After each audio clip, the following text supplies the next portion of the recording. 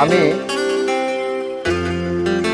অনেক সময় নিরালা বসে বসে ভাবি, আপনারাও ভাববেন, একটা পাওয়ারফুল শক্তিশালী মানুষ, ভিতর থেকে শক্তিশালী মানুষ কখনোই হই হুল্লোড়ের ভিতরে সময় কাটাবে না।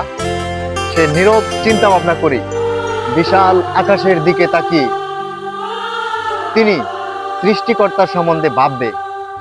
এই মহাবিশ্ব, উপমণ্ডল সব কিছুই এত বিশাল করে কে সৃষ্টি করেছেন? এই আকাশ, এই জমিন, এই চন্দ্র, এই সূর্য সব কিছুকেই এত বিশাল করে কে সাজিয়েছেন? এত সুন্দর মহাবিশ্বটাকে কে সাজিয়েছেন? আমরা সামান্য কিছু ভিউয়ের জন্য নিজের ভবিষ্যৎটাকে নষ্ট করে দিচ্ছি। আমরা কিছু লাইক কমেন্টের জন্য আমাদের জীবনের কেরিয়ারগুলা নষ্ট করে দিচ্ছি।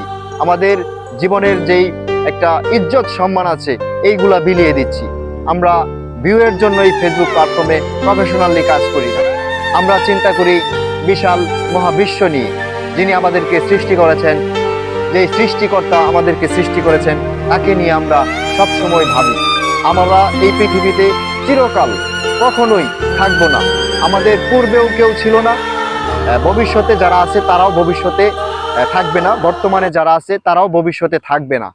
আমরা সবসময় সঠিক বিষয়গুলি নিয়ে ভাববো এবং সঠিক কন্টেন্টগুলি আমরা তুলে ধরার জন্য চেষ্টা করব। এই আগুন লাগিয়ে, এই কোরাল নিয়ে দৌড়াদৌড়ি করে এইগুলা দিয়ে ভিউ কামানো যাবে, কিন্তু বাস্তব জীবনে কিছু শিক্ষা অর্জন করা যাবে না এবং এই শিক্ষাগুলো কাউকে দেওয়াও যাবে না। এই কন্টেন্টগুলো কিছু একটা সময়, কিছুদিন পর বিলীন হয়ে যাবে। ঠিক আছে?